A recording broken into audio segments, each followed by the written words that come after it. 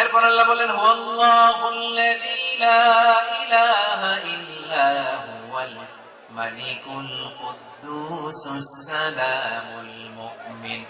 হুয়াল্লাহুল্লাযী, তিনি এমন আল্লাহ, লা ইলাহা ইল্লা হু, তিনি ছাড়া কোনো ইলাহ নাই, আল মালিক, তিনি হলেন আল মালিক। দুইটা শেষ, আর রহমান আর রাহিম শেষ। এবার আল্লাহ 3 নাম্বার গুণবাচক নামের পরিচয় দিচ্ছেন। আল্লাহ বলছেন আমি হচ্ছি আল মালিক। আমি কি? মানে সম্রাট। আল মালিক মানে হচ্ছে দ্য কিং অফ কিংস, সব রাজার বড় রাজা, মহারাজা।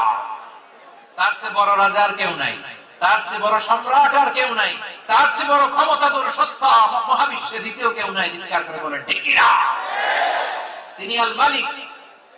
আল মালিক মানে ক্ষমতাধর, ক্ষমতার মালিক, রাজা ধীরাজ বাদশাহ। তার ক্ষমতা আর আমাদের ক্ষমতা একরকম নাকি? হ্যাঁ, আমাদের দুনিয়াতে ক্ষমতা অস্থায়ী ক্ষমতা, ঠিক কিনা বলে? আজ আছে কাল নাই, এরকম না ক্ষমতা? আল্লাহর ক্ষমতাও তো এরকম না, আজ আছে কাল নাই এরকম। দুনিয়াতে দেখবেন কোন দেশের প্রেসিডেন্টের 4 বছরের ক্ষমতার মেয়াদ, কোন দেশে 5 বছরের। আল্লাহর কয় বছরের? 10 বছরের নাকি 20 বছর, 100 বছর। আল্লাহর ক্ষমতার মেয়াদ কতদিন বলেন? বুঝে থাকলে বলেন তো। চিরকাল তার ক্ষমতার মেয়াদ। চিল্লায় বলেন ঠিক কিনা? নিরঙ্কুশ ক্ষমতা, একচ্ছত্র ক্ষমতা বলতে যা বুঝায়, এই ক্ষমতা একমাত্র আল্লাহরই আছে। আমাদের ক্ষমতার জন্য আমরা ডিপেন্ড করতে হয়, ওর ডিপেন্ড লাগে, ওই জনমত নেওয়া লাগে, ওই জনগণের কাছে যাওয়া লাগে, ভোট চাওয়া লাগে। এরা ভোট দিলে এরপরে আমরা আসবো, ঠিক কিনা? আবার জনগণ না চাইলে আমরা নাই। আল্লাহর ক্ষমতা কি এরকম? হ্যাঁ, আবার দেখবেন দুনিয়াতে ক্ষমতায় যাওয়ার জন্য জোট করা লাগে, জোট। জোটের রাজনীতি আছে না নাই? জোট হয়, শরিক হয়, এই হয় সেই হয়, নানা ভাবে দুনিয়াতে ক্ষমতায় আসতে হয়।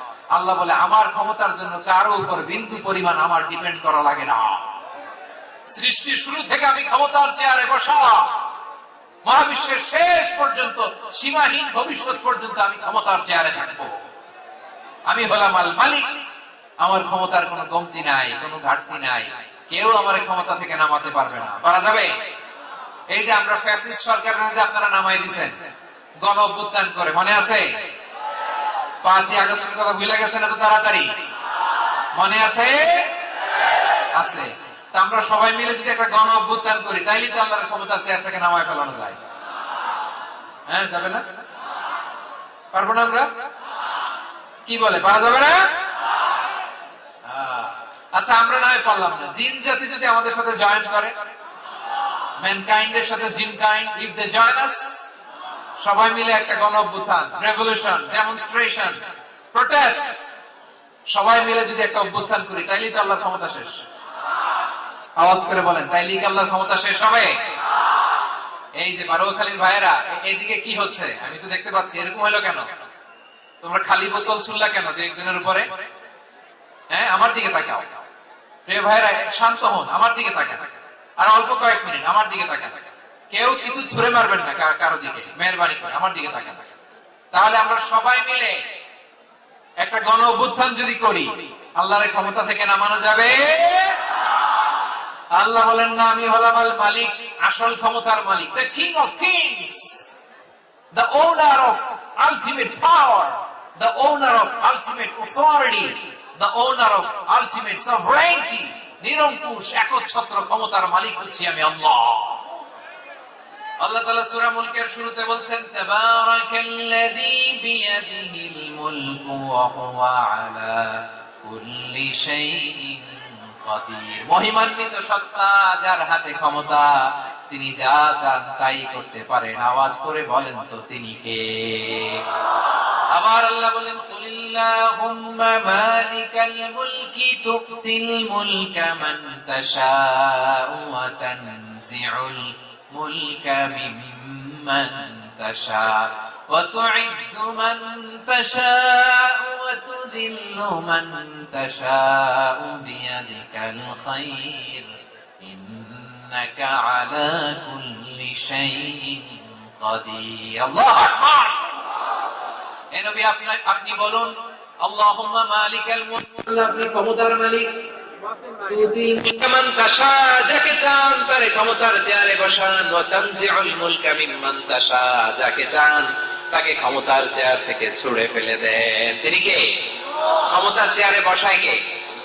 আমাকে আস্থা করে ছুঁড়ে নিক্ষেপ করেন, তিনি কে? আবার আল্লাহ বললেন ওয়ালাম ইয়াকুন লাহু শারীকুন ফিল মুলকি, আমার ক্ষমতায় কোনো শরীক নাই, কোনো জোট নাই, কোনো পার্টনার নাই, কোনো অংশীদার নাই। আবার আমি চলে গেলে আমার ক্ষমতার দাবিদারও কেউ নাই। আল্লাহু আকবার। এই দুনিয়াতে রাজা মারা গেলে পরে রাজা কে হয়? রাজার ছেলে রাজা, ঠিক কিনা বলেন? আল্লাহ চলে গেলে আরেকজন বসবে নাকি? এরকম তার ক্ষমতার সাথে দুনিয়ার ক্ষমতার কোনো মিলই নাই। এজন্য তিনি তার নাম দিয়েছেন আল মালিক। আল মালিক, the owner of power, the owner of ultimate power and sovereignty, the king of kings, সব রাজার বড় রাজা, মহারাজা আল মালিক, তিনি হচ্ছেন আল্লাহ। চিৎকার করে বলেন ঠিক কিনা? তিনি আসল ক্ষমতার অধিকারী। দুনিয়াতে যে আমরা ক্ষমতা নিয়ে কামড়াকামড়ি করি, মারামারি করি, কিয়ামতের দিন আল্লাহ জিজ্ঞেস করবেন কই তোদের ক্ষমতা আজকে বল।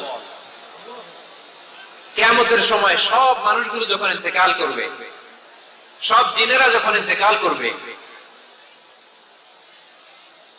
সব ফেরেশতারা যখন ইন্তেকাল করবে, বাকি থাকবে মালাকুল মউত। মালাকুল মউত এসে বলবে আল্লাহ আপনার কথা মতো সবাই শেষ, মানুষগুলো নাই, জিনগুলো নাই, আমার সতীর্থ ফেরেশতাগুলো নাই, মহাবিশ্বে আর কেউ নাই। আল্লাহ বলে এখন কে আছে? মালাকুল মউত বলবে আল্লাহ তুমি আছো আর আমি। তুমি তো আল হাইয়্যু আল কাইয়্যুম, অবিনশ্বর, শাশ্বত, চিরঞ্জীব, কোনদিন মরবা না, তুমি আছো আর তোমার গোলাম আমি আছি আজরাইল। মহাবিশ্বে কয়জন আছে মাত্র? জোরে বলেন। এক হচ্ছেন আর হচ্ছে মালাকুল মউত। আল্লাহ তুমি আছো আমি আছি। আল্লাহ বলবে ঠিক আছে এবার তোমার মরণের পালা, মুত ইয়া মালাকাল মউত, হে মৃত্যুর ফেরেশতা তুমি মরো। মালাকুল মউত আল্লাহর আদেশ বাস্তবায়ন করতে যে বিকট একটা চিৎকার দিয়ে মৃত্যুবরণ করবে। ওই চিৎকার দুনিয়ার মানুষেরা, চিৎকারের আওয়াজ যদি দুনিয়ার মানুষেরা শুনতে পেত, দুনিয়ার মানুষের প্রত্যেকের কানের পর্দা ফেটে মুহূর্তের মধ্যে সব লাশ হয়ে জমিনে পড়ে রইত। ভয়ঙ্কর চিৎকার দিয়ে মালাকুল মউত বিদায় নিবে, কেউ নাই। এবার বলেন তো মহাবিশ্বে মহাশূন্য, কেউ নাই, উপরে নিচে সামনে পেছনে ডানে বায়ে কোন সত্তা, কোন জীবিত সত্তার আছে? একজন ছাড়া, তিনি কে? কুল্লু মান আলাইহা ফানি ওয়া ইয়াবকা ওয়াজহু রাব্বিকা যুল জালালি ওয়াল ইকরাম। পড়েন ফাবিআইয়ি আলাই রাব্বিকুমা তুকাযযিবান। কেউ থাকবে না একজন ছাড়া। একজন ছাড়া। এই ড্রোন দেখে হাত নাড়ালে হবে? আমার দিকে তাকাইতে হবে, কথা শুনতে হবে। মহাবিশ্বে কেউ নাই, একজন সত্তা ছাড়া। আওয়াজ করে বলেন তিনি কে? এবার আল্লাহ ডেকে বলবেন লিমানিল মুলকুল ইয়াউম, লিমানিল মুলকুল ইয়াউম, ক্ষমতা কার? Who belongs the kingdom today, who belongs the power authority today, who belongs the sovereignty today. আজকে ক্ষমতা কার? দুনিয়াতে ক্ষমতা নিয়ে এত কামড়াকামড়ি, দুনিয়াতে চেয়ার নিয়ে এত মারামারি, এত অত্যাচার, এত রক্তপাত, এত ব্লাডশেড। আজকে বলো তো ক্ষমতা কার?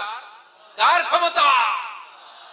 মহাশূন্যে কোনো আওয়াজ নাই, শুধু আমার রবই বলবেন লিমানিল মুলকুল ইয়াউম, আজকে ক্ষমতা কার?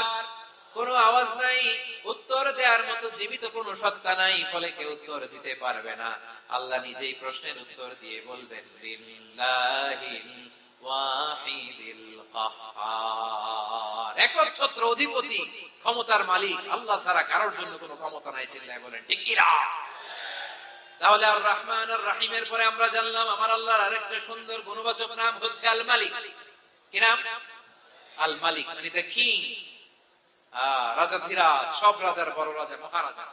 এরপরে 4 নম্বরে আল্লাহ বললেন আল কুদ্দুস, তিনি হলেন আল কুদ্দুস।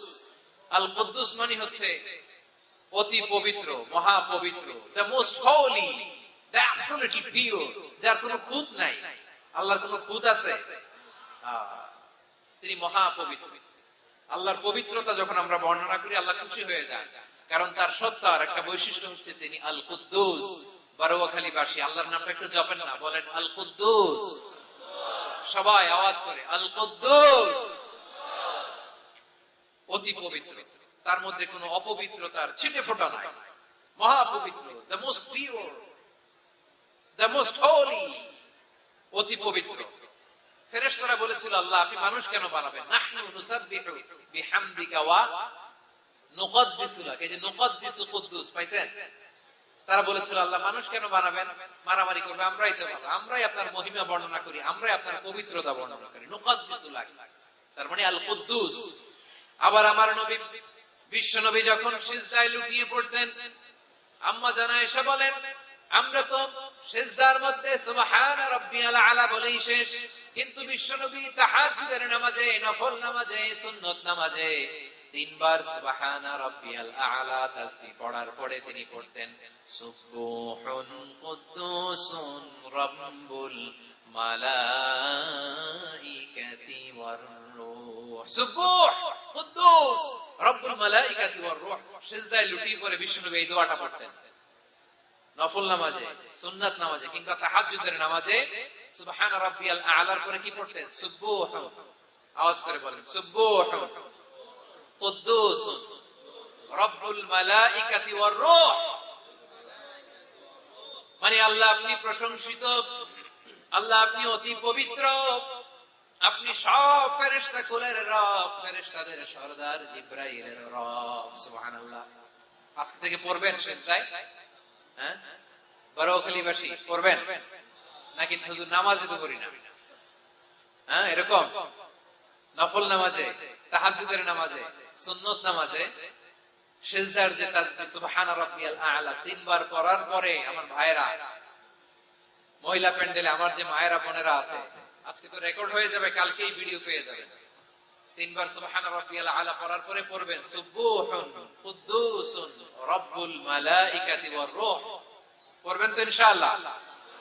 আবার বিষ্ণু বলেন ইন্নাল্লাহা তাইয়্যিব লা ইয়াকবালু ইল্লা তাইয়্যিবা, আল্লাহ পবিত্র, পবিত্রতা ছাড়া তিনি কিছু গ্রহণ করেন না, অপবিত্র কোনো কিছু আল্লাহ গ্রহণ করে না। অনেকে আছে ঘুষ খায়, সুদ খায়, অন্যায় অপরাধ চাঁদাবাজি যা আছে সব করে, হারাম টাকা, হারাম উপার্জন, এই হারাম উপার্জন দিয়ে আবার মসজিদ বানায়, আছে না নাই? ইনকাম সবটাই হারাম, ওইটা দিয়ে আবার এতিমখানা বানায়, আছে না নাই? আছে। ওইটা আল্লাহ কবুল করবে না, কারণ আল্লাহ নিজে পবিত্র, পবিত্র না হলে কিছুই অ্যাকসেপ্ট করেন না। সুবহানাল্লাহ পড়েন। তাহলে বুঝলাম তিনি আল কুদ্দুস মানে অতি পবিত্র। এরপরে আল্লাহ বলেন আমি হচ্ছি আসসালাম, আওয়াজ করে বলেন আসসালাম। আসসালাম মানে হচ্ছে শান্তির আধার। সালাম মানে কি? শান্তির আধার, যার কাছ থেকে শান্তি আসে, the source of peace, তিনি শান্তির আধার।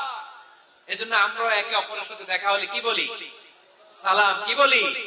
আমরা সকল ভাষা শহীদ, সকল মুক্তিযোদ্ধা তাদের জন্য দোয়া করি, এবং 24-এর ছাত্র নাগরিক অভ্যুত্থানে যারা শাহাদাতের সর্বোচ্চ নাজরানা পেশ করে এই নতুন ভোরের বাংলাদেশ আমাদেরকে উপহার দিয়েছে, তাদের জন্য আল্লাহর কাছে দোয়া করি। সবাই বলেন আমিন। আমার প্রিয় বারোয়াখালীবাসী, আপনার কি ক্লান্ত হয়ে গেছে? কষ্ট হচ্ছে? তাহলে 2-4 জন দাঁড়াচ্ছেন কেন? এই যে 2-1 জন যে বোতল ছুঁড়ে মারছো, তোমাদের কি আমি দেখি নাই মনে করছো? এই বোতল ছুঁড়ে মারলা কেন? বসো বসো। হ্যাঁ, মেহেরবানি করে বসবেন, মেহেরবানি করে বসবেন। সবাই আওয়াজ করে তাকবীর পড়ুন, লিল্লাহি তাকবীর। এই আপনাদের গলার আওয়াজ। এতগুলো মানুষ তাকবীর করলে এতটুকু আওয়াজ দেয় আমি বিশ্বাস করি না। আওয়াজ করে পড়েন সবাই, লিল্লাহি তাকবীর, লিল্লাহি তাকবীর, লিল্লাহি তাকবীর। আল্লাহর একটা নাম হচ্ছে আসসালাম, মানে হচ্ছে শান্তির আধার, the source of peace, শান্তি দেওয়ার মালিক কে? এজন্য শান্তি চাইবো কার কাছে? আল্লাহ তুমি আমার দেশটাকে শান্তিময় করো, বলেন আমিন। আল্লাহ তুমি আমাদের পরিবারের শান্তি নসিব করো, বলেন আমিন। আল্লাহ আমাদের জীবনটাকে তুমি শান্তিময় করো, বলেন আমিন। এজন্য বিশ্বনবী সালাম ফেরানোর পরে 3 বার পড়তেন আস্তাগফিরুল্লাহ, আস্তাগফিরুল্লাহ, আস্তাগফিরুল্লাহ। এরপরে বিশ্বনবী পড়তেন আল্লাহুম্মা আনতাস সালাম ওয়া মিনকাস সালাম তাবারাকতা রাব্বানা ইয়া যাল জালালি ওয়াল ইকরাম। ও আল্লাহ আপনি শান্তির আধার, আপনার কাছ থেকে শান্তি আসে, আপনি বরকতময়। এই দোয়াটা পড়েন আপনারা? সালাম ফেরানোর পরে পড়েন না? পড়বেন আজকে থেকে আল্লাহুম্মা আনতাস সালাম ওয়া মিনকাস সালাম তাবারাকতা ইয়া যাল জালালি ওয়াল ইকরাম। আবার জান্নাতের আরেকটা নাম হচ্ছে দারুস সালাম, মানে শান্তির ঘর। জান্নাতের আরেকটা নাম কি? দারুস সালাম। ওই দারুস সালামে আমরা যেতে চাই কি চাই না? আমরা ওই জান্নাতের অধিবাসী হতে চাই কি চাই না? এই বারোয়াখালীর ঐতিহাসিক তাফসীরুল কোরআনের ময়দানে আমরা যেমনি একত্রিত হলাম, আল্লাহর জান্নাতেও যেন আমরা এভাবে একত্রিত হতে পারি। আল্লাহ তুমি কবুল করো, আওয়াজ করে পড়েন আমিন।